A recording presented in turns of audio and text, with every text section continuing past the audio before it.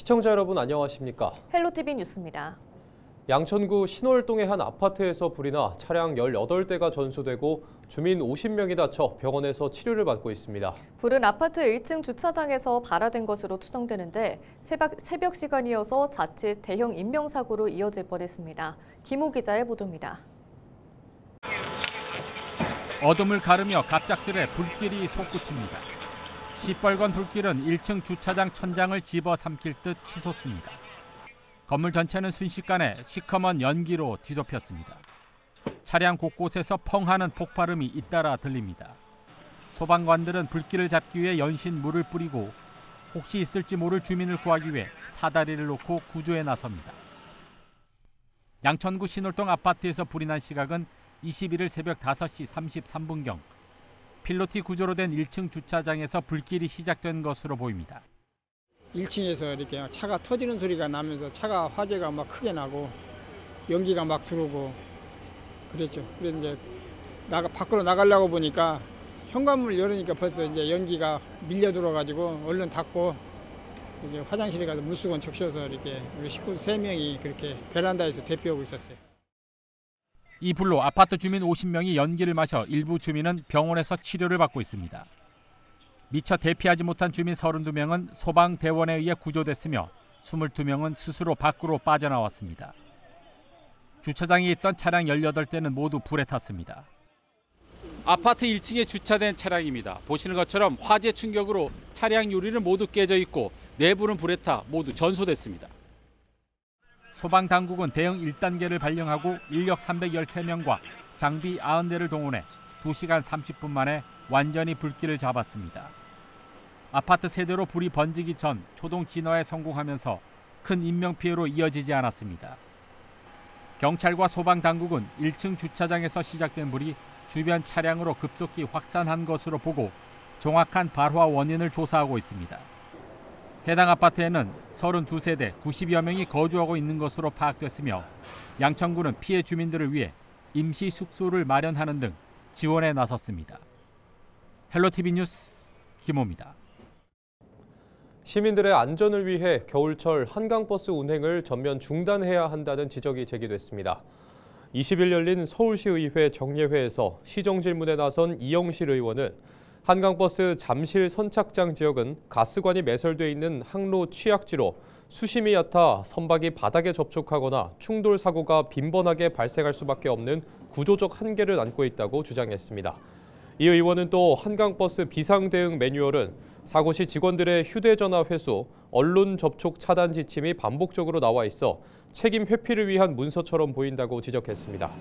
이에 대해 오세훈 시장은 지금까지 발생한 크고 작은 사건 사고를 종합해보면 경미한 잔고장이라며 객관적인 시각으로 볼 때 사업을 재검토한다거나 운행을 중지해야 하는 상황은 아니라고 본다고 밝혔습니다. 서울시의회 더불어민주당은 20일 서울시의회 최호정 의장 불신임의 건을 제출했습니다. 더불어민주당은 최 의장은 지난 10월 31일 전임 문화체육관광위원장 사임 이후 정당한 사유 없이 보궐선출을 2차례나 보류하며 상임위원회를 부위원장 체제로 방치했다며 이는 명백한 직무유기라고 밝혔습니다. 또 최 의장은 이달 3일 문화체육관광위원장 보궐선거의 건을 상정했다가 해당 안건을 처리할 순서가 되자 독단적으로 보류했다며 이는 시의회 회의 규칙이 정한 의사 일정 변경 절차를 무시한 것이라고 주장했습니다. 서울시의회 더불어민주당 의원들은 더 이상 이러한 파행 운영과 절차 파괴를 묵과할 수 없다며 의회 민주주의 회복과 의회 운영 정상화를 위해 단호히 대응할 것이라고 밝혔습니다. 은평구가 다음 달 4일까지 청년식단 한 곳에 대해 입점자를 공개 모집합니다. 모집 대상은 개성 있는 아이디어를 갖고 창업에 도전하려는 만 39세 이하의 청년입니다. 응암동에 위치한 청년식당은 푸드코트 형태로 주방과 홀, 공용창고 등의 공간을 갖추고 있으며 점포 보증금 전액과 임차료, 인테리어 공사비 등이 지원됩니다. 입점을 원하는 청년은 사업계획서 등을 작성해 은평구청 청장년 희망과로 방문 접수하면 됩니다. 대입 정시 합격 전략 설명회가 다음 달 9일 오후 7시 양천문화회관 대극장에서 열립니다. 이번 설명회에는 이투스 교육평가연구소 박중서 센터장이 강사로 나서 정시 모집 요강 분석, 주요 대학 지원 전략 등 다양한 입시 정보를 제공합니다. 또 12월 16일에는 1:1 맞춤형 집중 상담이 진행되는데요. 서울 소재 전현직 고등학교 진로진학 전문교사 등 입시 전문 컨설턴트 10명이 참여해 수험생 개인별 수능 성적을 분석하고 지원 대학의 합격 가능성 등 현실적인 지원 방향을 제시합니다. 1:1 상담은 12월 1일부터 양천구 평생학습 포털에서 신청할 수 있으며 모집 인원은 선착순 120명입니다. 전국 시도교육감들이 교육부와 교육활동 보호 강화 방안을 논의했습니다. 전국 시도교육감 협의회는 21일 최규진 교육부 장관과의 간담회를 통해 최근 발생한 교권 침해 사례를 공유했습니다. 이런 사례들이 단순 교권 위기를 넘어 교육 시스템 전반을 흔들고 있다며 민원 대응 절차와 권한을 명확히 해야 한다는 의견도 제시했습니다.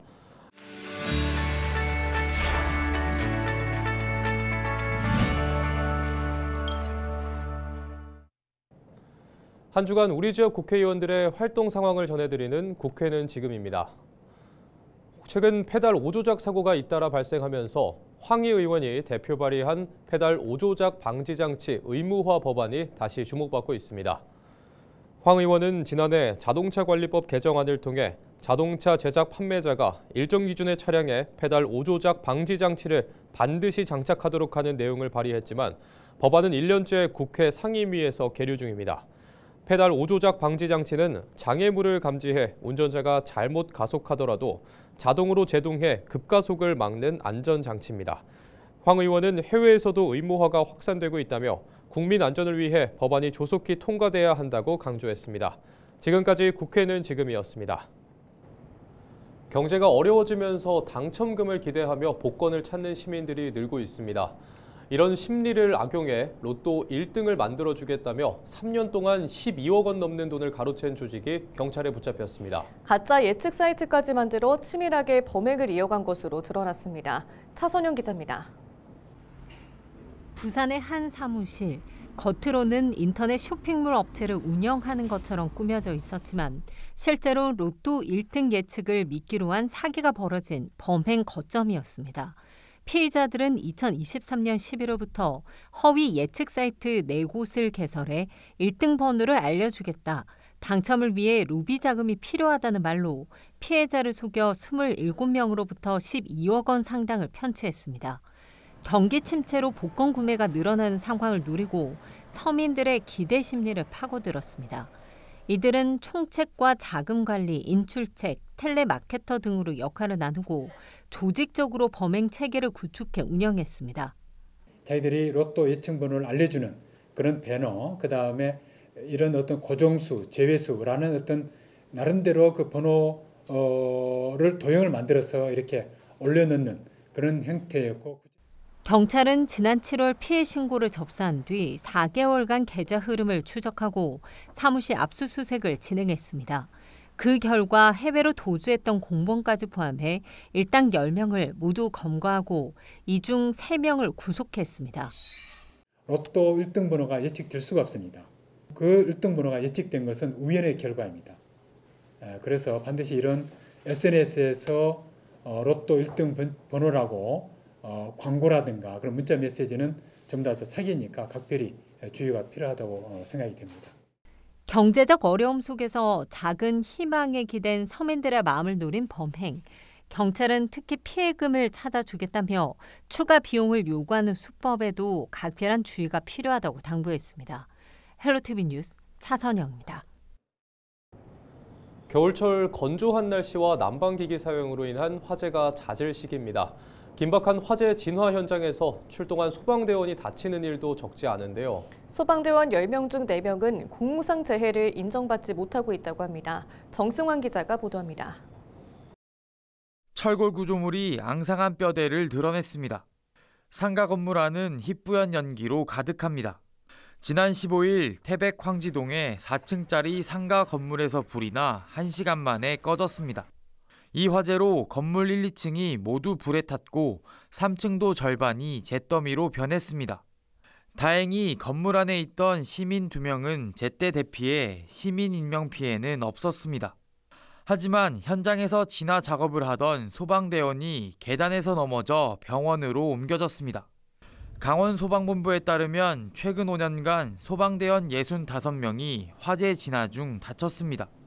매년 14명 안팎의 소방대원이 화재 현장에서 부상을 입은 겁니다. 사실 현장은 매 현장이 다 다르고 어떤 위험이 있을지는 저희가 예측할 수가 없는 상황이다 보니까 현장에서 그 상황을 보고 판단하고 즉각적으로 이제 재빠르게 움직이면서 대처하는 수밖에 없다고 생각합니다. 하지만 다친 소방대원 10명 중 4명은 공무상 재해를 인정받지 못하고 있습니다. 현장 활동 이후 부상이 악화하면 인과관계를 증명하기 쉽지 않아 공무상 재해를 인정받지 못하는 경우가 적지 않은 겁니다. 신청 절차도 까다로워 작은 부상의 경우 공무상 재해를 신청하지 않는 경우도 있습니다. 소방 공무원들이 모든 것을 사실 입증해야 돼서 그 절차와 증빙이 너무 까다롭고 어렵습니다. 현장 활동으로 부상을 당했는데 공상이 인정되지 못하면 당연히 현장 활동은 위축될 것입니다. 강원소방의 연간 화재 현장 출동 건수는 17,000여 건에 달합니다. 소방대원들은 오늘도 국민의 생명과 재산을 지키기 위해 화마에 맞서고 있습니다. 국민의 안전을 위해서라도 소방대원들을 보호하기 위한 제도 정비와 관심이 필요해 보입니다. 헬로티비 뉴스 정승환입니다. 전국에서 어린이 유괴 시도 신고가 잇따르면서 등하굣길 안전에 대한 우려가 커지고 있습니다. 정부가 어린이 등하굣길 안전 확보 종합 대책을 발표한 뒤 현장 확인에 나섰는데요. 실제 통학로가 어떻게 달라지고 있는지 또 어떤 보완이 필요한지 차선영 기자가 취재했습니다. 부산 수영구 광남초등학교 수업을 마친 아이들이 한꺼번에 교문 밖으로 쏟아져 나옵니다. 행정안전부가 학교 집중 시간대에 맞춰 통학로 안전 실태 점검에 나섰습니다. 지난주 어린이 등하굣길 안전 대책을 발표한 뒤 이어진 후속 조치입니다. 현장에서 캠페인이 잘 이루어지고 있는지 확인도 해보고 또 어린이들이 이 범죄에 노출되지 않는 그런 이 환경이 제대로 갖춰져 있는지를 점검하기 위해서 윤 장관은 교문 앞 아이들 보행 동선을 살피고 위급 상황에서 어린이를 보호하는 아동 안전 지킴이 집의 운영 상태도 점검했습니다. 이른바 워킹 스쿨버스, 학생들과 함께 하굣길을 걸으며 교통사고나 범죄 위험 요소가 없는지도 직접 확인했습니다. 그 이상한 아저씨들이나 누가 어른들이 다가와서 나 따라와라 그렇게 이야기를 해도 따라가면 안 돼요. 네. 최근 3년간 모르는 사람에 의한 미성년자 약취, 유인 사건은 연간 150에서 190건 수준. 피해 아동의 75%는 초등학생 이하 저연령 아동으로 대부분 사건이 오후 3시에서 6시 사이 학교 시간대에 집중돼 있는 것으로 나타났습니다. 통학로 안전 강화의 필요성이 꾸준히 제기되고 있는 이유입니다. 정부는 어린이 등하굣길 안전 대책을 통해 아동 관련 범죄 신고가 접수되면 최우선 순위로 경찰과 형사, 기동 순찰대가 동시에 출동하는 체계를 마련했습니다. 또 통학로 취약 요소를 전수조사해 CCTV와 비상벨을 확충하고 아동 안전지킴이 인력을 늘리기로 했습니다. 범인을 신속하게 검거하기 위한 AI 기반 영상 분석 기술도 도입합니다. 학부모들은 무엇보다 반복적인 안전교육과 즉각적인 신고 체계가 필요하다고 말합니다. 우리 아이들에게 계속 이런 이제 낯선 사람들의 만남에 대해서도 주의를 계속 줘야 되는 부분도 있고, 이제 부모님들도 우리 아이가 그런 일이 아주 작게나마 있어도 이거를 그냥 넘어가지 않고 이제 이런 일이 더 이상 발생이 되지 않게 계속 교육. 보이는 순찰과 시설 보안만으로는 불안을 완전히 거두기 어려운 상황. 아이들을 지키기 위한 법 제도 정비와 안전 예산 확보, 그리고 지속적인 예방 교육이 함께 추진돼야 한다는 목소리입니다. 헬로티비 뉴스 차선영입니다. 이상으로 뉴스를 마칩니다. 시청해주신 여러분 고맙습니다.